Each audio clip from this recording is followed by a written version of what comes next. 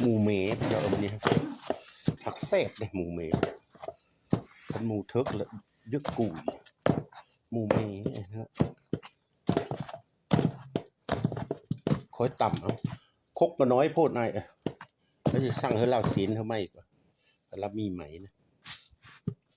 คอยต่ำคอยโนดเอานี้แล้วคือเจ้าซับมาปูได้จ้ะมุกกับหนังมันเผาคัดเลยนะหนังไปแล้วนะ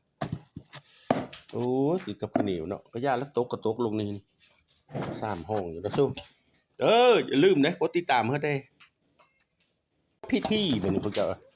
แล้วเรียบร้อยบันนี้มันแน่นั้นนะเนี่ยเหนียวนิดจริงอ่ะอันน่ะพ่อเลยเด้พ่อเจ้าพ่อเกิดแล้วปิ้งซีมเบิ้งแล้วสุกนี่กันไปดิไปตอกปิ้งซีมเบิ้งนะกาพอดีป้าเพิ่นป้าโตจบแนวนั้นได้สุให้กินนะจ๊ะหาผู้ละคนก็กินเข้มเนาะตามมันมาเนี่ยผู้ละคนก็ว่าโบโน่เจสปอร์ตคนไปเยอะอ้อคลิปไปซื้อเป้งโน่ค่อยซื้อนะมันก็พูดกับผู้แล้วคือมีมองเข้ากินละหลาสิตัวคือจะเจอ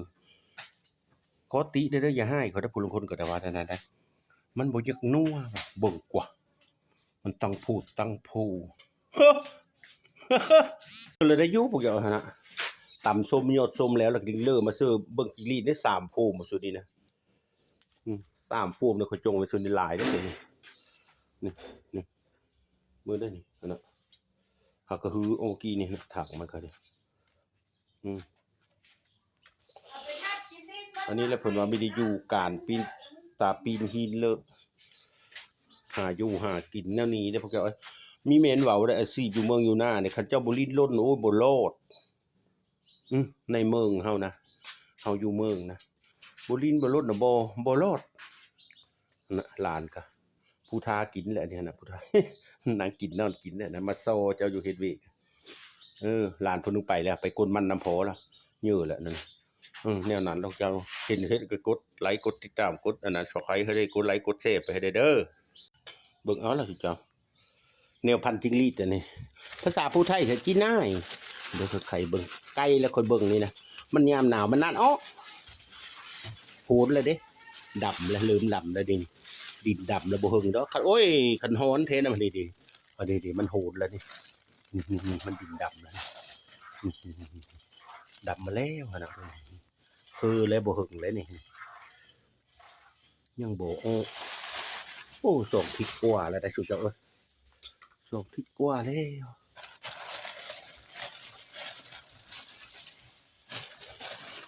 ระวังถ้ามันแล้วคันบ่เอาแล้วตายเสียทุกอย่างจนหมดโหดมาเลยเด้ดำทุ่มเนี่ยนะคือแล้วใกล้จะออกแล้วนะจ้า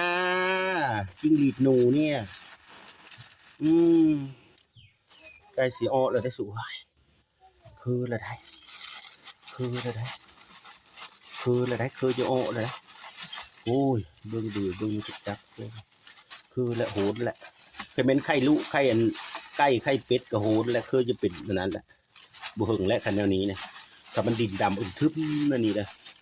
ทงยางฮัดนั่นนี่ได้กาจิงลีอันนี้ไก่เลยเด้บ่หึงแล้วบ่เกิน3-4 มือ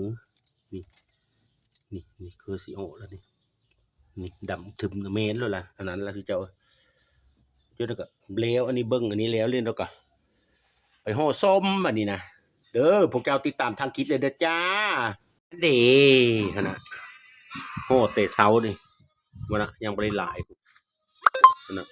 บ่ได้ง่ายแต่เฮ็ดไปเด้อก็เจ้าเอ้ยวันน่ะผู้นอนทากินกันนะนี่ก็พูดกับผู้ลูกหลานกันอันนี้เอาบงตัดเอานี่แนวนั้นได้หมอกปีใบมะยม